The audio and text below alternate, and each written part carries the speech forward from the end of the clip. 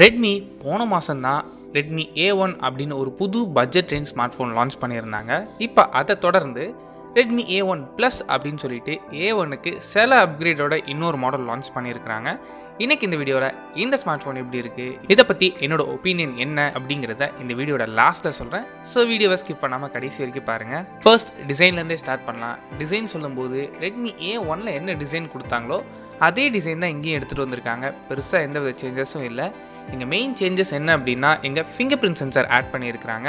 A1 Plusோட size பொறுத்தவரை 6.52 inches 20:9 aspect ரேஷியோவில் கொடுத்துருக்காங்க. டிஸ்பிளேக்கு இங்கே ஐபிஎஸோட LCD பேனல் அண்ட் ரெசல்யூஷன் பொறுத்தவரை HD+, and refresh rate 60Hz and touch sampling rate 120Hz கொடுத்துருக்காங்க.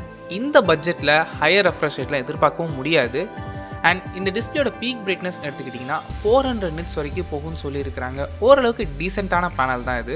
அண்ட் அது மட்டும் இல்லாமல் இந்த ப்ரைஸ் ரேஞ்சில் கூட NTSC கலர் கேமட் 70% கவர் பண்ணியிருக்கிறாங்க. இது ஒரு பெரிய விஷயம்.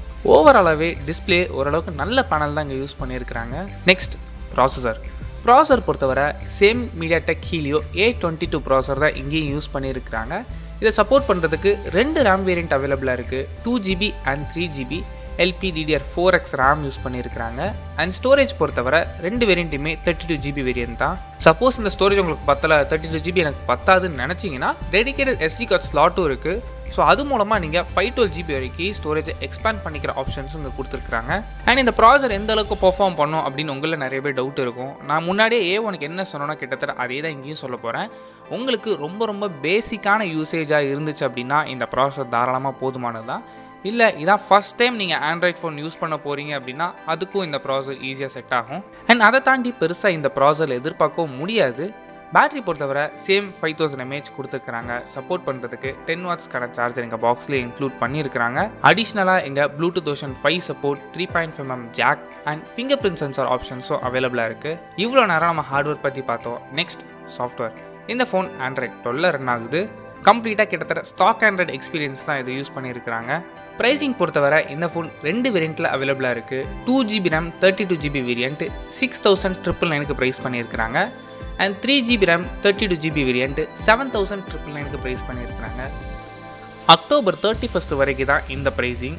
ஒன்ஸ் அக்டோபர் 31க்கு அப்புறம் எக்ஸ்ட்ரா 500 rupees நீங்கள் பே பண்ணுற மாதிரி இருக்கும். இது வந்து இன்ஸ்டன்ட் டிஸ்கவுண்ட் 31 வரைக்கும் உங்களுக்கு ஆஃபர் கொடுத்துருக்குறாங்க தீபாவளினால.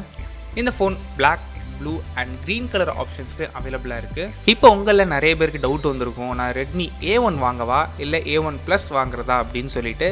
உங்களுக்கு ஃபிங்கர் பிரிண்ட் சென்சார் ரொம்ப இம்பார்ட்டன்ட் அப்படின்னு நினச்சிங்கன்னா நீங்கள் A1 Plusோட போகலாம். இல்லை ஃபிங்கர் பிரிண்ட்லாம் எனக்கு தேவையில்லை, நானே ரொம்ப பேசிக்காக தான் யூஸ் பண்ண போகிறேன் அப்படின்னா உங்களுக்கு A1 போதுமானது தான். அண்ட் அதே மாதிரி உங்களோட யூசேஜ் வந்து கொஞ்சம் அதிகமாக இருக்குது, பேசிக் யூஸ்லேயே கொஞ்சம் இன்டென்ஸாக யூஸ் பண்ண போகிறீங்க அப்படின்னா இந்த 3GB RAM ஆப்ஷன்ஸ் இருக்குது. நீங்கள் அதையும் கொஞ்சம் கன்சிடர் பண்ணி பார்க்கலாம். ஸோ அவ்வளோதான் இந்த வீடியோ பிடிச்சா லைக் பண்ணுங்கள், கமெண்ட் பண்ணுங்கள், ஷேர் பண்ணுங்கள்.